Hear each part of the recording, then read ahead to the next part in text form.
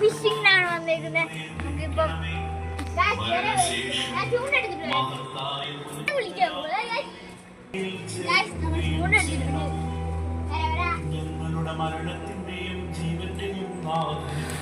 നമ്മുടെ കണ്ണിയാണ്